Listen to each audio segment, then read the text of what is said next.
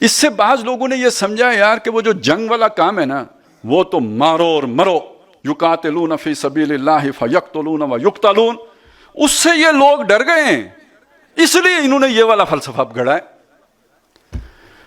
تو پہلی بات میں آپ کو بتا چکا کہ وہ ڈرنے مرنے کی بات کو تو ایک طرف رکھیں، مسئلہ یہ ہے کہ وہ ادھر سے کامیابی کا امکان نہیں ہے، زیرو ہو گیا ہے۔ اب میں چاہتا ہوں کہ دوسری طرف آپ کو یہ بتاؤں کہ وہ آسان ہے یا یہ آسان ہے، یا وہ مشکل ہے یا یہ مشکل ہے۔ ہر آدمی اپنے اوپر یہ بات طاری کر کے دیکھے۔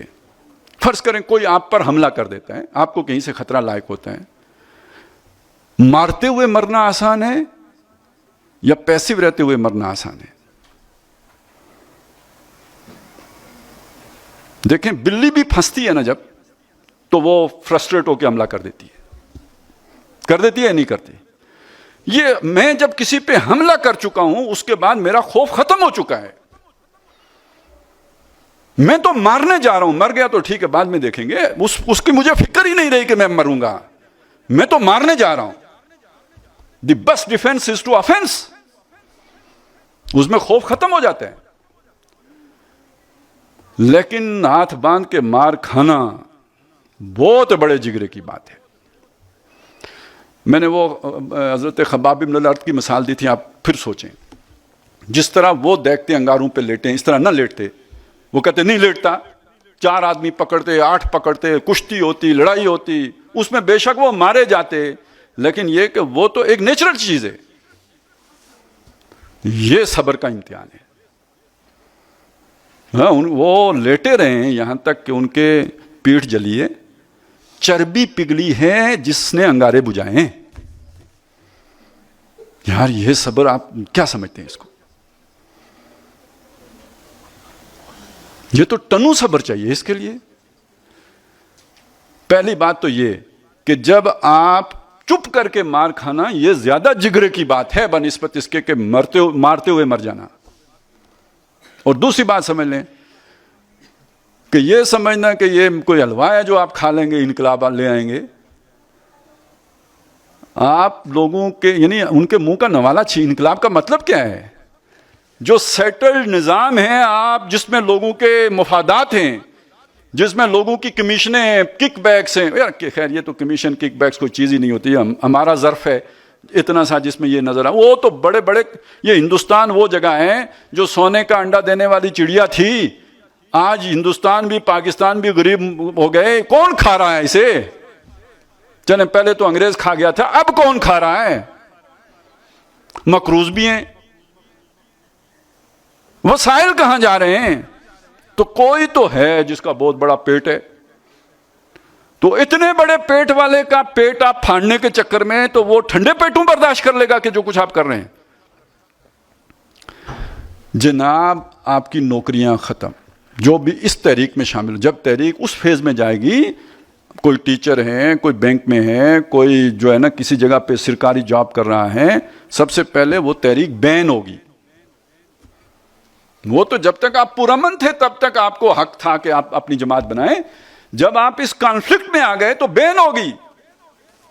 بین ہو گئی تو اب اس کے دفاتر سیل ہو گئے، اس کے تمام جو اثاثات ہیں وہ سارے سیل ہو گئے، ضبط ہو گئے، اور اس کے وہ جماعت کل عدم گویا تھی ہی نہیں۔ اور لیٹر آ گئے تمام سرکاری دفاتر میں کہ جو بھی اس سے متعلق لوگ ہیں ان کو نوکریوں سے نکال دیا جائے۔ یہ ایوب خان کے دور میں جماعت اسلامی کے ساتھ یہ ہو چکا ہے، اے این پی کے ساتھ ہو چکا ہے۔ اس وقت یہ اے این پی نہیں تھی، کچھ اور تھی، اس میں کالعدم ہو گئی تھی نا۔ یہ بھٹو صاحب کے دور میں اس کی قیادت پہ بغاوت کا الزام لگا کے اس کو کالعدم کر دیا تھا، شاید بی این پی تھی تو این اے پی تھی، اس کے بعد یہ بنی تھی، اب اے این پی بنی تھی، بین کر دی تھی۔ تو بین ہو گئی تو کیا ہوتا ہے؟ ایوب خان کے دور میں سرکاری دفاتر سے جماعت کے لوگوں کو نکالا گیا تھا، نکالو۔ اچھا یہ نکالنا، نوکریاں گئی، کاروبار گئے۔ اب یہ بھی ہوتا ہے نا، حادثہ ہو جاتا ہے۔ آج ایک وہ مارا گیا نا، وہ صافی، ہاں وہ یہاں سے بھاگا اور کینیا میں مارا گیا۔ راہ چلتے بندہ مارا جاتا ہے، نامعلوم مار جاتے ہیں۔ آپ کا کاروبار ہے، رات کو آگ لگ جاتی ہے، پولیس آ کے تفتیش کرتی ہے، شارٹ سرکٹ ہو گیا. آپ کو اس بات پر تو نہیں گرفتار کیا جاتا کہ جی آپ نے کوئی نعرے بازی کیا، آپ کو اس پہ گرفتار کیا جاتا ہے کہ آپ کا پڑوسی جا کے مقدمہ کرتا ہے کہ آپ نے اس کی بھینس چوری کر لی. یہ سارا جھیلنا پڑتا ہے. ابھی میں نے بہت شریف باتیں کی ہیں.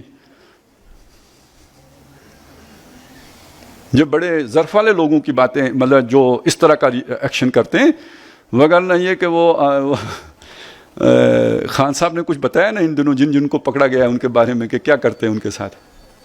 وہ کرتے ان کے ساتھ کیا یا نہیں کیا، انقلابیوں کو نہیں چھوڑتے، یہ میں آپ کو بتا دوں. الٹا لٹکا کے مارتے ہیں. اور ایران میں اس طرح کی تحریک چلی تھی. ایران میں اس طرح کی تحریک، یہ جو خمینی صاحب کا انقلاب آیا وہ ایک ایسی ہی تحریک کے نتیجے میں آیا. اور میں آپ کو بتاؤں کہ اس میں جو لوگ تھے، کچھ ہمارے پاکستانی لوگ بھی وہاں پہ ان دنوں تھے، انہوں نے ہمیں بتایا کہ ہاسپٹلز میں جو مضروبین آتے تھے، جن کو مارا جاتا تھا، وہ جو آتے تھے، عورتیں بھی ہوتی تھیں، مرد بھی ہوتے تھے، کئی خواتین کی شرمگاہوں سے کوک کی بوتلوں کے ٹکڑے نکالے. تو یہ جو خفیہ جو ایجنسیاں وہاں کی تھیں، انہوں نے اپنے شہریوں کے ساتھ یہ مرمت والا کام کیا ہے. تو جناب یہ سمجھنا کہ یہ رستہ چاہیے، اس میں آپ کہیں اس میں تو آپ نے بندوق پکڑی، جنگل میں چلے گئے، آپ کو خیال بھی ہے کہ چلیں کہیں بچے رہیں گے، چھپے رہیں گے. وہ تو صدام حسین پکڑا گیا، آخر آپ بھی پکڑے ہی جائیں گے، لیکن کم از کم آپ جا کے چھپے تو ہیں. یہاں تو آپ چھپ بھی نہیں سکتے، کیونکہ تحریک جو یہاں تو فرنٹ سے لیڈ کرنا ہوتا ہے. یہاں تو آپ کو پکڑ کے لے کے جائیں گے، سب سے پہلے لیڈرز کو آفر کریں گے کہ سر آپ گھر چلے جائیں، آپ بہت شریف آدمی ہیں، میں آپ کا درس سنتا ہوں، آپ بہت اچھا درس دیتے ہیں، آپ گھر جائیں سر، آپ تو میں آپ کی بہت عزت کرتا ہوں. آپ سمجھیں گے کہ واقعی کوئی میرا مرید ہے اندر سے. لیکن جب آپ گھر چلے جائیں گے تو وہ پیچھے مریدوں کو بتائے گا یہ تمہارا لیڈر ہے جو ڈیل کر کے چلا گیا. تو یہاں تو فرنٹ سے لیڈ کرنا پڑتا ہے. یہاں لیڈر کہیں ایسا نہیں کہ وہ کہیں جناب خفیہ لیڈر ہو، وہ جو سارے جو جہاد کی باتیں کرتے ہیں چھپ کے کرتے ہیں. نہ صرف چھپ کے کرتے ہیں بلکہ خفیہ تحریکیں چلاتے ہیں. نہ صرف خفیہ تحریکیں چلاتے ہیں، ان کے لیڈر کے نام تک کا نہیں پتا ہوتا، گم، نظر نہیں آتا. یہاں تو ہم کہتے ہیں بھائی میدان میں ہوگا، سب سے آگے ہوگا، سب سے پہلے مار کھائے گا. اور صرف مار ہی نہیں کھائے گا، اپنے گھروں کی عصمتیں بھی لٹوائے گا. اس کی بیٹیاں نہیں اٹھا کے لے جائیں گے، اس کے بیٹوں کے کاروبار اور ان کے سارا جو نوکریاں ہیں وہ داؤ پہ نہیں لگی ہوں گی. یہ اس سے مہا خطرناک کام ہے، 1000 گنا جو مشکل کام ہے. تو ایسی بات نہیں ہے کہ یہ کوئی بڑے پرامن طریقے سے ہو جائے گا. بہرحال اس کو یہ سمجھنا کہ یہ پرامن ہے اس اعتبار سے کہ جب تک آپ نے انیشیٹو نہیں لیا، جب آپ نے لے لیا تو صرف آپ مظاہروں میں آپ پرامن ہیں، آپ کے ساتھ تو کوئی پرامن والا سلوک نہیں ہوگا. پھر آپ، کیونکہ ریاست جس چیز کے تلاش میں تھی کہ آپ کے خلاف آخری قدم اٹھایا جائے، وہ آپ نے فراہم کر دیا، وہ پتہ ان کے ہاتھ میں پکڑا دیا.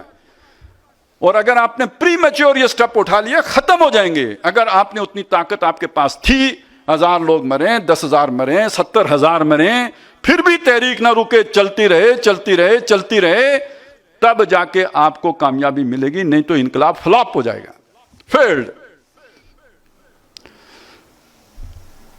یہ باتیں ہم اس لیے نہیں کرتے یار لوگ دل نہ ہار جائیں. ویسے کرنی چاہیے، جس نے دل ہارنا ہے آج ہی ہار جائے، اس نے کل ہارنا ہے تو غزوہ احد سے واپس آنے سے بہتر ہے نا کہ بھائی پہلے ہی دن سے آئی نہ، کم از کم بندہ گنتی تو غلط نہ کرے نا. لیکن یہ سمجھ لیں کہ انقلاب ان ساری قربانیوں کے بغیر نہیں آیا کرتا.